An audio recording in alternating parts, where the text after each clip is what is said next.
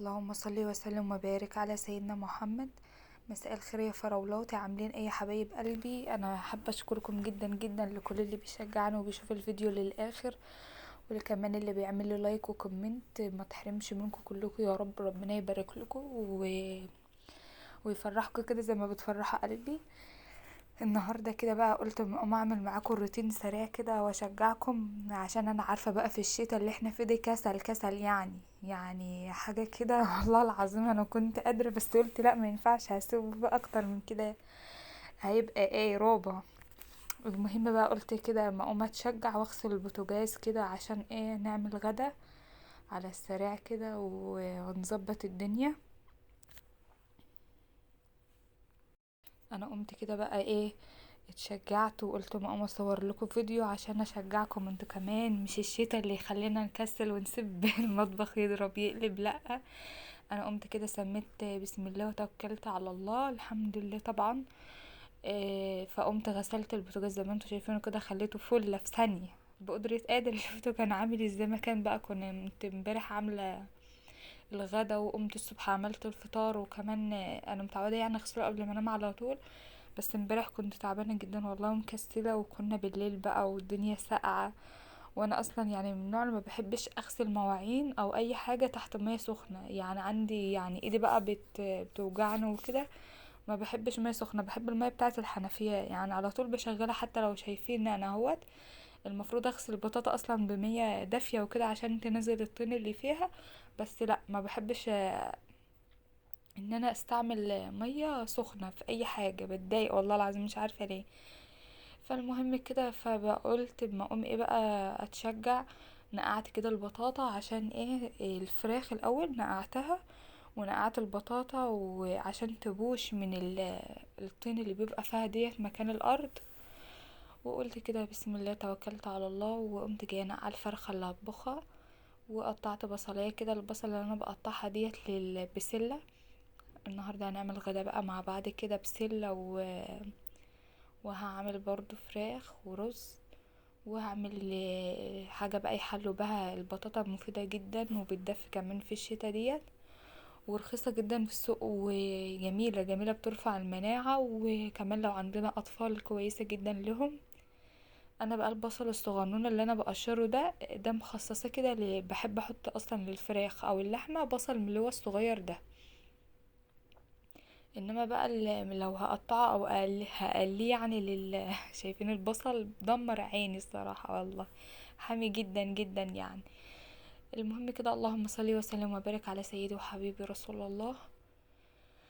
هنا قشرت البصل بتاع الفراخ حطيته على جنب اللي هو الصغير ده، وهنا بقى وقلت ايه ما اسيب طماطميتين كده برضو عشان نحطهم على الفراخ على في جنب. وبقطع كده الطماطم ديت هعملها للبسلة، فغسلتها كويس كده واقطعها، مع اني غسلتها في الصينية بس برضو بشطفها تحت الحنفية. يعني الحاجة اللي بتضرب في الخلاط دي لازم نتأكد جدا انها نظيفة، يعني جدا جدا كمان. وهنا بقى هشطف بقى الحاجة اللي هتتوسخ مني، هشطفها على طول وانا واقفة كده، والحوض ما كانش مكركب ولا حاجة، بس كان البوتاجاز هو اللي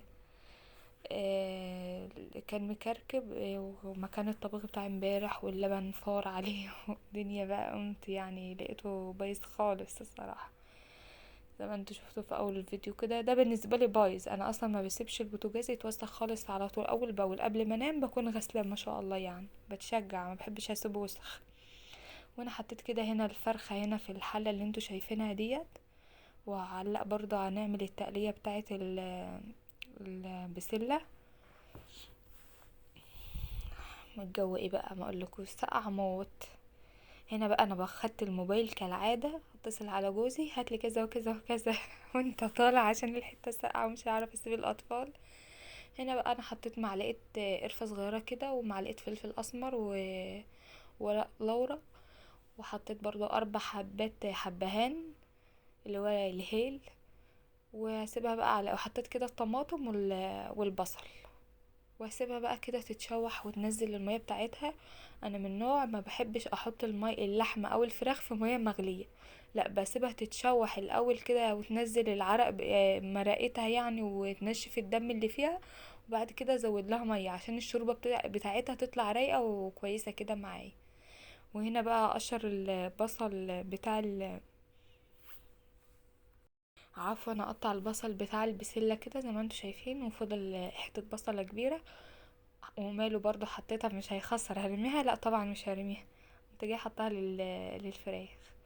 زي ما انتوا شايفين كده ايه البصل عماني عماني كان حامي خالص. وهنا بقى هضرب الطماطم بتاعه البسله، انعمها كويس، لان انا من النوع اللي ما بحبش برضو اصفي الطماطم، لان التفل بتاع الطماطم بنعمه جدا جدا، ما بيبقاش باين خالص، لازم انا انعمه في الخلاط.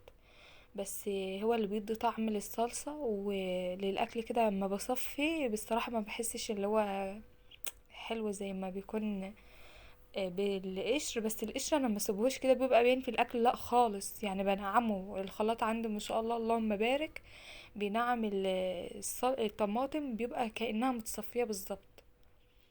بس طبعا اللي مش حابب كل واحد بيعمل بطريقته، دي طريقتنا يعني. او ماما، انا عندي ماما بتصفي الطماطم. معلش بقى انا مخنفه خالص من البرد مش قادره. بس بقالي كتير ما نزلتش فيديو على القناه، فعشان الرينج بتاعها ما يقعش اشوفه بوست خالص عشان ما تنزلش بس وتقع. ف قلت اما اصور اعمل مونتاج للفيديو دوت وانزله لكم بقى. هنا كده خلاص. البطاطا كانت زي الفل كده، انا قعدتها بتاع حوالي ربع ساعه وجيت غسلتها تحت الحوض كده، وبغسل المواعين اول باول. لازم يا بنات لو بنغسل بطاطا او اي حاجه فيها طين او كلام من ده نكون عاملين المصفى، عشان خاطر ما يكتمش الحوض، لان الطين اللي بينزل من البطاطس او البطاطا بيكتم الحوض. هنا بقى ايه، هظبط كده الرخامه عشان اغسل، اشيل الحاجات ديت واغسل الرخامه. مكان بقى انا كل يومين ثلاثه كده بشيل الحاجات اللي على الرخامه دي وبغسلها، ليه؟ على الاساس اللي هي تفضل نضيفه. وكمان هي جنب البوتاجاز اكيد بيجي عليها بخار من بتاع الاكل وزيوت وكده، عشان ما تبقاش مدهننه، تبقى نضيفه كده وبتنور على طول. يعني تعودي يعني في ثانيه وانت واقفه، انا عملت حاطه الاكل بيستوي وفي ثانيه اغسل الحوض، الرخامه زي ما انتوا شايفين كده. وحطيت كده هنا المية للفراخ كانت اتشوحت كويس. واحط كده برضو الصلصة بتاعت الطماطم هنا، واغسل بقى مكان الخلاط، مكان ما عملت فيه كل اول باول كده. هبصي يعني على ما الاكل يكون مستوى، يكون انتي خلصتي المطبخ خليتيه فل، هتطلعي تقعدي على طول. انما بقى تحطي حله وتروحي تقعدي تمسكي الموبايل، تحطي الحله تروحي تقعدي قدام التلفزيون، مش هتنجزي في يومك ده، يوم الشتا ده بسنه. انا بقى ايه، وانا سخنه كده اول باول والبوتاجاز مدفي المطبخ، اقوم جايه غاسله المواعين ومنضفه الدنيا ومنضفه المطبخ، واقوم جايه طالعه قاعده مره واحده ومتدفيه بقى. قلت بقى اما اقوم اشجعكم معايا كده، ساعة مين دي اللي هتهدنا احنا ما فيش حاجه بتهدنا، احنا الستات دول يعني. الله يعيننا يا رب ويقوينا يا رب على ولادنا وبيوتنا. معلش بقى انا بعتذر جدا على صوتي والخنفه اللي انا فيها ديت، يعني البرد مبهدلني خالص، ربنا يعافيكم يا رب. وهنا كده خلاص نضفت الحوض، هرص الحاجه مكانها وارتبها كده على اساس ايه يبقى الدنيا تمام. هنا بقى عند الحوض زي ما انتوا شايفين كده، مكان المواعين ومكان بقى غسيل البطاطا والاكل والكلام ده، شكله يسد النفس، يعني منظره الصراحة يعني اسف على المنظر ده. بس مكان المواعين طبعا بقى والاكل ومش عارفة ايه، والدهون اللي بتبقى في الحوض وفي الاطباق، فهو عمل كده. انا هنضفه واخليه زي الفل طبعا على طول، كل ما بغسل المواعين اقوم جايه غسلاه. اللهم صل وسلم وبارك على سيدنا محمد، صلوا على حبيبكم يا بنات.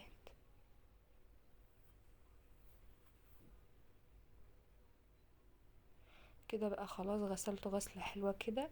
هنشر بحط كده الفوطة ديت على الحنفية من هنا الصف لحد ما اوديها على الحبل. ونضفت كده الحوض الحمد لله، يعني في ثانية وانا واقفة كده، ما اخدش مني دقيقة، ما شاء الله. فاحنا نتشجع كده ونقوم نعمل حاجتنا، ما نكسلش، ونقول لا ده انا هعلق على الاكل، وكمان شويه ادخل اغسل الحوض، كمان شويه اغسل الطبقين اللي اتوسخوا، كمان شويه اغسل البوتاجاز. لا قومي وتشجعي وخليكي كده لهلوة عسل انت وهي. بس ايه بقولك ايه، هزعل منك. يلا روحي اعملي لي لايك واشتراك وشجعيني كده بكومنت من بتاعك يا ست البنات انت وهي. وادعوا لي ربنا يشفيني من البرد ده، لان خلاص بقى ما عدتش مستحمله اطب من هنا يا دوب بس اشم الهوا كده، ولا اطلع البلكونه، ولا انزل اروح مشوار يجيلي برد تاني على طول. ادعوا لي بقى بالله عليكم ربنا يعفى عني وعنكم يا رب، ويحفظنا بحفظه ويرزقنا برزق اولادنا ويكرمنا يا رب. هنا بقى انا بعمل رز على طول في الحله الصغنونه ديت، يعني هي بتاخد حوالي كيلو الا ربع رز، لاني ما بحبش الرز بالذات، يعني ما بحبوش بايت، ولا انا ولا جوزي ولا كده بنحبه بايت. يعني حتى ولادي بيحبوا الرز طازه. يعني عندي بنت عندها 4 سنين ونص، لو لقيت رز بايت تقول ماما مش عايزه ده، ماما اعملي لي تاني. فبعمل ايه على قد، حتى لو فضل فراخ او بسله والكلام ده بعينها عادي في التلاجة، انما الرز بحبه طازه اول باول. هنا بقى انا كان عندي بسله مفرزاها، ان شاء الله بقى انزل لكم طريقه تفريز البسله سهله جدا، وما شاء الله بتقعد معايا للسنه للسنه، وزي ما انتم شايفين كده محتفظه بلونها وبطعمها ما شاء الله اللهم بارك. دي البسله دي من السنه اللي فاتت، مش بتاعت السنه دي يا بنات، عشان انا لسه ما خزنتش. لسه ما شاء الله عندي من السنه اللي فاتت. شايفين لون الجزر ما شاء الله واضح اهوت، ولون البسله انها ما شاء الله ما شاء الله كانها فريش. انا غسلت كده البسله كويس طبعا، منضفاها قبل ما افرزها، بس برضو بغسلها غسله قبل ما احطها في الاكل. لازم كل حاجه نغسلها يا بنات كويس، يعني نعقم الدنيا كده ونتاكد ان الحاجه نضيفها مره واتنين، عشان ربنا يعفو عننا يا رب ويحفظ لنا صحتنا احنا واولادنا يا رب. وهنا كده بقى هشق البطاطا من الجنب كده عشان ما تاخدش وقت في الفرن. لا اله الا الله محمد رسول الله. وبناتي بقى عمالين ايه مطلعين عيني والله العظيم ربنا يهديها. إيه كنت كده بقى انا كده خلاص خلصت، الرخامة نضيفة والبوتاجاز عليه الاكل في ثانية هيستوي، والحوض نضيف.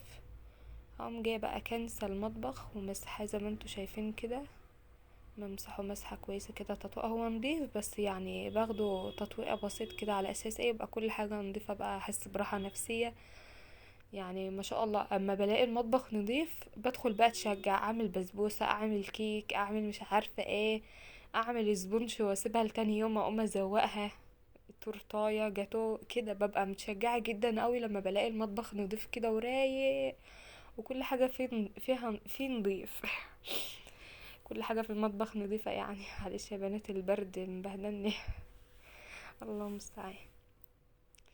زي ما انتم شايفين كده كل حاجة ما شاء الله اللهم بارك خلصت معايا في ثانية، يعني ما شاء الله الفيديو هو اصلا ربع ساعة، يعني حاجة كده ما شاء الله. اشوفكم على خير يا بنات، وقوموا تشجعوا